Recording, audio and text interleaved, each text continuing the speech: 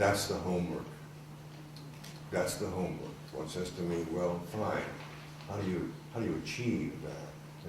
Look around your neighborhood. You know, like has someone like arbitrarily, wantonly put up a no loitering sign in your local plazette that isn't even in the metropolitan core? In a plazette where there have been no crimes, no teenagers, no vandalism, nothing. It's happening in the town that I'm in, up in Newton, a quiet, peaceful community where we relax, we're happy to spend 10, 15 minutes with each other because we haven't seen, we're sort of semi-rural people. It's a little plazette. It's a great little, like a post office, like a barber shop used to be like. It's a place for civil encounter where we become family for each other. Some goof, and I say that with generosity, some goof put up signs every 5 yards along the wall. No loitering. You take a big picture. It's got 10, a small plazette the size of this room maybe. This is the periphery of this room. And every 5 yards is no loitering. Well, that's me too. I love to loiter. I don't know how else to meet people. I'm a lousy networker. I loiter and give out my business card. The goof who invented protocol regulation, especially in Ontario. Hello, especially in Ontario. Why do you think the world, beautiful, full of buzz as the city might be, full of what I think are still the most generous people in the Western world? The gentle people are Torontonians, the Ontarians are gentle people. But let's not kid ourselves. The world wants to come here because it's a safe, regulated environment. Okay? All right? It's the same environment, whereas Northrop Frye, God bless him, whose spirit presides here, I think, you know, he said it kind of baldly, he said it one time. He says, you know, people come here because it's a great place to mind your own business. He was a spiritual man. And he knew that the spiritual thing to do, or to feel was, in fact, the spiritual thing to say was, my business is your business. Your business is my business. I care for you that much. You care for me that much. There's no separate business when it comes to being human, being a family together. You don't say to a family member, mind your own business. If you want to preserve the environment or anything or build cities well, we have to be family.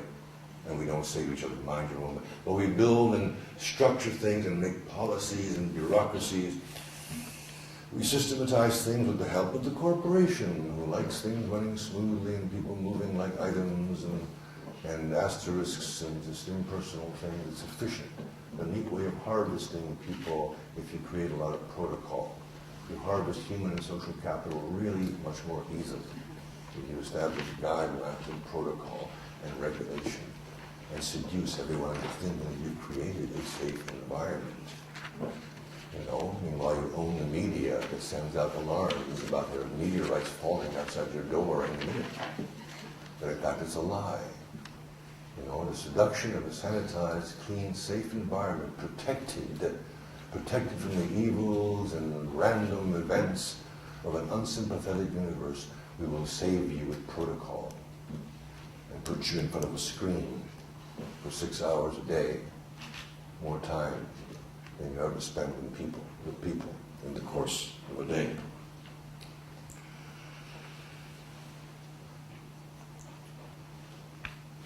My gospel is simply the gospel of civil encounter. It is easy to litter, to pollute, waste, strip mine, consume, run roughshod over the environment if you don't know the people it is affecting.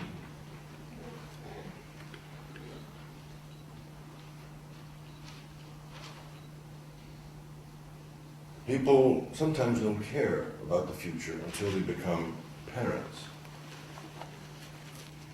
Similarly, we can't care about the environment until we are family to each other. Our cities, our urban places are strategized for regulation, efficiency, protocol, all things inimical to human intimacy. And it's that selfishness that results. Manufactured selfishness. That selfishness is what defeats environmental discussion. And it's done by the industry of protocol, regulation, corporationism, the seduction of sanitized places, safe places, encouraging the ethos of privacy, the privatization of things, everything that encourages the zeitgeist of withdrawal defeats environmentalism because it worships the altar of selfishness and self-autonomy. Meanwhile, there are still a lot of lonely people out there.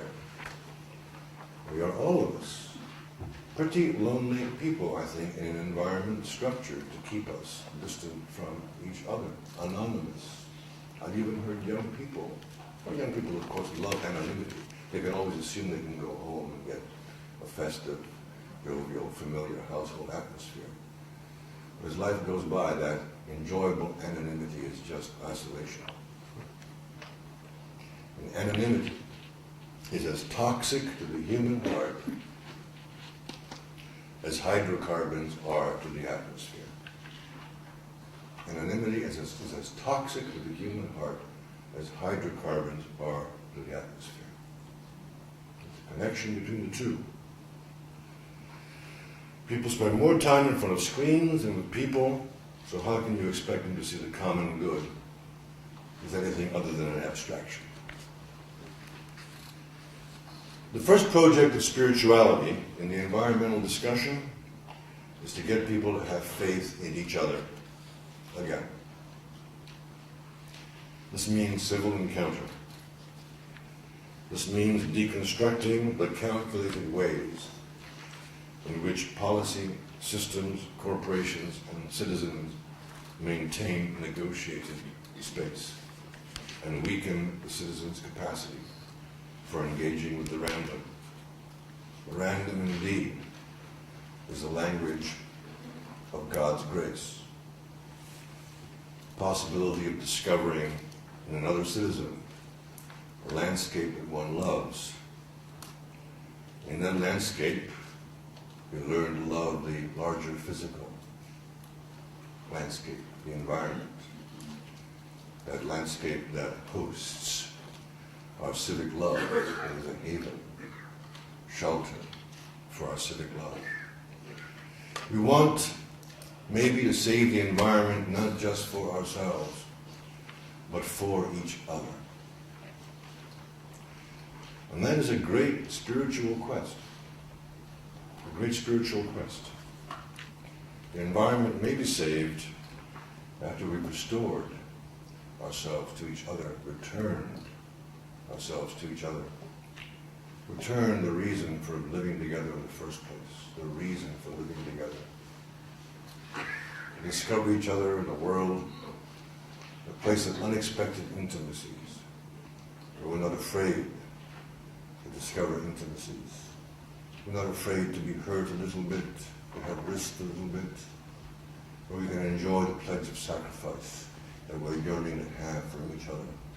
Not that negotiated trust contract, I'll go so far for you, if you go so far for me, that will go a little bit further for you. Each citizen yearns for that in their heart of hearts. They don't know how to ask. They don't know how to ask for that. The task I suggest to you for a creative person, for all creative persons in the sustainability discussion, is to restore the civic heart, to bring people close together to each other. Then they feel like a family. Then they can accomplish global things. Then they can act, they can think globally and act neighborly. When you think globally and act neighborly, then you make a neighborhood of the whole planet. You make a neighborhood of the whole planet. The strategies are very simple. Look around you, where you live, where you work. Despise protocol. despise meaningless proceduralism.